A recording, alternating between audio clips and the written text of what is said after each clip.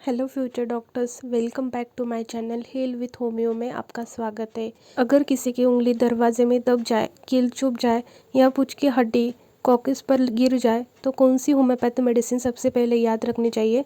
जवाब आता है हाइपरिकम। आइए इसे लाइन बाय लाइन आसान भाषा में समझते हैं। जो हाइपरिकम है ये हम आज पढ़ेंगे। ये सबसे इम्पोर्टेंट इंजरी रेमेडी है, नर्व इंजरी रेमेडी। अब चलिए शुरू करते हैं। कॉमन नेम है इसका एस.टी. जोहानसोर्ट। मतलब जो ये हाइपरिकम जो रेमेडी है इसका कॉमन नेम एस.टी. जोहानसोर्ट है। इसकी फैमिली का नाम हाइपरसेसी है और ये इसका प्रूवर कॉन्स्टेंट हेरिंग है। आप ये ध्यान रखिए क्योंकि मोस्टली हैनेमन प्रूविंग है, मतलब जो और मेडिसिन है उनके, ये आप ध्यान रखना। किंगडम है प्लांट किंगडम। अब चलते हैं हम इंट्रोडक्शन के पार्ट के ऊपर। Hypericum is a remedy from the plant kingdom. Hypericum एक रेमेडी है जो कि प्लांट किंगडम से ली गई है। The plant grows well in Europe, Asia and Africa. जो ये प्लांट है ये ग्रो होते हैं यूरोप, एशिया एंड अफ्रीका में। ये ध्यान नहीं रखा तो भी चलेगा, पर ये इंट्रोडक्शन में लिखा तो और अच्छे से मार्क्स मिल जाएंगे। The mother tincture is prepared from the whole blooming parts. जो इसकी मदर टिंचर हम प्रिपेयर करते हैं वो होल ब्लूमिंग पार्ट से तैयार करते हैं। इसमें कुछ फ्लावर्स, लीव्स, बार्क, स्टिम ऐसे नहीं यूज़ किया जाता। मतलब जो रेमेडी है वो पूरे फूल वाले पौधों से तैयार की जाती है। ये वाइवा में पूछ सकते हैं। Then sphere of action, the action directly influence the spinal cord, brain and whole nervous system. ये सबसे इंपॉर्टेंट लाइन है। हाइपरिकम जो सबसे डायरेक्टली इन्फ्लुएंस करती वो है spinal cord, brain and nerves को। इसीलिए इसे किंग ऑफ नर्व इंजरी भी कहा जाता है। Producing vesicular eruption and conjunction, इसके कारण वेसिकल्स यानी छोटे ऐसे दाने दाने जैसे रेड कलर के इरप्शंस आते हैं। एंड कंजेक्शन मतलब जो ब्लड होता है वो कंजेक्ट हो जाता है, जैसे सिम्टम्स दिखाई दे सकते हैं। अब हम देखेंगे गाइडिंग सिम्टम, जिसमें सबसे पहले है hypericum is suited to the mechanical injury of the spinal cord. Hypericum spinal cord पे चोट लगने के बाद हाइपरिकम ये पहली चॉइस होती है मेडिसिन में। Bad effect of the spinal confusion. Confusion का मतलब होता है जोरदार झटका या चोट। अगर स्पाइन को जोरदार झटका लगता है या चोट लगती है तो हाइपरिकम यूज़फुल है। Pen after fall on coccyx, अगर कोई पूंछ की हड्डी पर गिर जाए तो बहुत दर्द होता है तो हाइपरिकम सबसे इंपॉर्टेंट मेडिसिन है। Especially suited for the injuries from the sharp nails. Hypericum suited होती है जैसे कि कील चुभने पर, नेल पंक्चर हो तो हाइपरिकम याद रखें। Of part rich in the sensitive nerve. Sensitive nerve का मतलब होता है ऐसी नर्व जहाँ बहुत ज़्यादा होती है, मतलब जैसे कि फिंगर टिप्स पे, लिप्स पे, टंग पे, इन जगहों पे चोट लग जाए तो हाइपरिकम बहुत उपयोगी है। पंचर्ड वुंड्स, गहरे चुभने वाले घाव जैसे नीडल हो गई, नेल हो गई, पिन हो गई, इनमें हाइपरिकम दी जाती है। Prevent lock jaw as in tetanus, अगर कील चुभ जाए तो टिटेनस का खतरा होता है तो होम्योपैथी में, मेट्रामेडिका में हाइपरिकम को ऐसे मामलों में उपयोगी बताया है। Preserve integrity of torn and lacerated part, अगर कोई हिस्सा हमारे बॉडी का फट जाए, कट जाए तो हाइपरिकम हीलिंग में मदद करती है। For all consequence of bad effect from a shock, fright और mesmerism, hypericum is a good remedy. मतलब जो कॉन्सिक्वेंस का मतलब होता है जो इफ़ेक्ट के बाद दिखाई देता है। मान लीजिए किसी पेशेंट को एक्सीडेंट हुआ, उस समय तो उसे सिर्फ चोट लगी, लेकिन कुछ घंटों या कुछ दिनों के बाद वहाँ पेन शुरू हो गया, नर्व में इरिटेशन हो गई, वीकनेस आ गई या मेंटल शॉक हो रह गया, तो ये जो बाद में सिम्टम डेवलप हुए इन्हें को सीक्वेंस कहते हैं। अब आगे लिखा है bad effect from a shock. Shock का मतलब सिर्फ बिजली का शॉक नहीं होता है, यह शॉक का मतलब होता है एक्सीडेंटल, फॉल, इंजरी या ट्रॉमा के बाद जो बॉडी और माइंड पर जो असर पड़ता है, इसे भी हम शॉक बोलते हैं। ऐसी कंडीशन में हाइपरिकम बहुत अच्छी रेमेडी मानी जाती है। देन फ्राइट मतलब अचानक बहुत डर जाना, जैसे एक्सीडेंट देखकर पेशेंट इतना डर जाए कि उसके बाद कंप्लेंट शुरू हो जाए, इस केस में भी हाइपरिकम यूज़फुल है। देन मेसेरिज्म, एग्जाम में इस वर्ड पर भी पूछते हैं। मेसेरिज्म का मतलब होता है हाइपोनोटिक इन्फ्लुएंस या सजेशन की अवस्था। मतलब जो पुरानी मेट्रामेडिका है इसका उल्लेख मिलता है, इसलिए पूरी लाइन का मतलब हुआ जो शॉक, फ्राइट या मेरिज्म के बाद जो भी बैड इफेक्ट डेवलप हो उन्हें हाइपरिकम एक बहुत अच्छी रेमेडी है। अब देखते हैं अगली line. In modifies and arrest ulceration, slowing and tetanus after traumatic injury. मतलब इसका मतलब है कि डिसीज़ प्रोसेस को इम्प्रूव करना।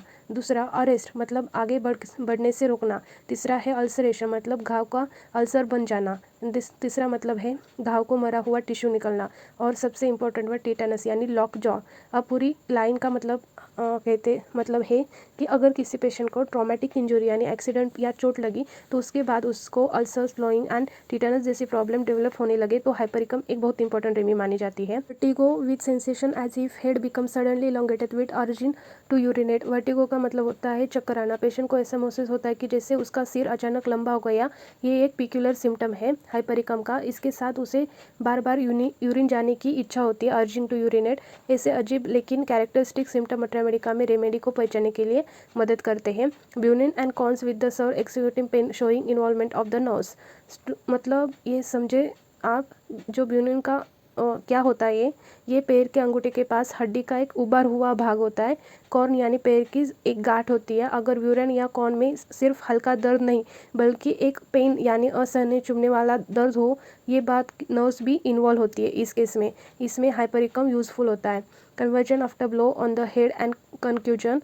जो कन्वर्जन का मतलब होता है फिट्स, अगर किसी व्यक्ति के सिर पर जोर से चोट लगी, blow on the head and जो कंक्यूजन हुआ और उसके बाद जो कन्वर्जन शुरू हो गए तो मटर मेडिका में हाइपरिकम का उल्लेख मिलता है। Ailments from the mechanical injury of the spinal cord, spinal concussion, fall on coccyx and injury of the any kind, rat and bites. यह हाइपरिकम का एक इम्पॉर्टेंट एग्जाम पॉइंट की तौर से ध्यान रखिए।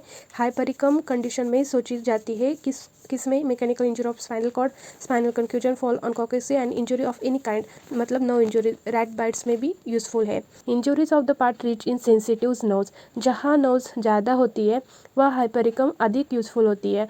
Nerve depression following wounds. चोट के बाद पेशेंट डर जाता है, घबरा जाता है और मानसिक रूप से कमज़ोर महसूस करता है तो हाइपरिकम कंसीडर कर सकते हैं। Effect of the shock, fright and confusion. अगर किसी को शॉक, फ्राइट, कंफ्यूजन के बाद सिम्टम हो तो हाइपरिकम यूजफुल हो सकती है।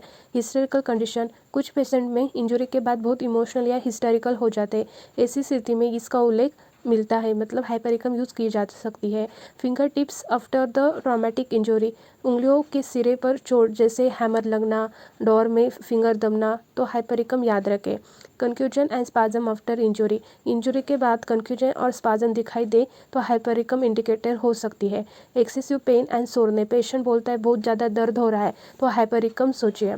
Then violent pain and inability to walk. इतना दर्द कि पेशेंट चल भी ना पाए, ये इसका महत्वपूर्ण सिम्टम है। हाँ, मतलब हाइपरिकम के पेशेंट को इतना दर्द होता है कि वो चल भी नहीं सकता है। Feeling of weakness and trembling, क्योंकि उनको बहुत ज़्यादा फील होता है वीकनेस एंड ट्रेमलिंग, मतलब ऐसे कांपते हैं वो लोग। Spine is very sensitive touch. Touch करने पर स्पाइन वेरी सेंसिटिव होता है, बहुत दर्द होता है। फिर हम देखेंगे मॉडलिटीज़। एग्रीवेशन है cold, damp weather, closed room, least exposure and touch. इनमें पेन बढ़ता है एंड एमोलरेशन पे पेन कम होता है, जैसे कि बेंडिंग हेड बैकवर्ड। जब हम हेड बैकवर्ड करते हैं, बेंड करते हैं तो हमें दर्द कम होता है एंड ओपन एयर में जाने के बाद भी पेशेंट को आराम मिलता है। ये हो गया हाइपरिकम। और हम अब देखेंगे इसका 2 मिनट क्विक रिवीजन। जो हाइपरिकम है वो नर्व इंजरी रेमेडी है, वो प्लांट किंगडम की है। होल ब्लूमिंग प्लांट से मोटर टिंचर होता है, एक्शन होती है ब्रेन, स्पाइनल कॉर्ड, नर्व्स पे। Coccyx injury, nail puncture, finger crushed, sir nerve pain, spinal sensitive touch, ये सब हाइपरिकम के सिम्टम्स है। और वर्स होती है कोल्ड, डैम्प और टच पे, और बेटर होती है open air and head backward करने से। अब चैलेंज टाइम। मैं आपको 5 वाइवा क्वेश्चंस दे रही हूँ, इनके आंसर आपको कमेंट में लिखने हैं। जो सबसे पहले 5 में से सभी आंसर सही देगा उसका कमेंट में पिन करूँगी, 5 ही सही होने चाहिए। इससे आपकी वाइवा प्रिपरेशन भी हो जाएगी और स्टूडेंट को हेल्प भी हो जाएगी। तो ये रहे 5 वाइवा क्वेश्चंस। इन 5 के आंसर एक ही कमेंट में लिखिए। मैं सबसे पहले सही आंसर देने वाले का कमेंट पिन करूँगी। अगर आपको ऐसे ही आसान नोट्स, वाइवा क्वेश्चंस और क्विक रिवीजन चाहिए तो चैनल को सब्सक्राइब करना बिल्कुल मत भूलिए। मिलते हैं अगली वीडियो में। Thank you for watching.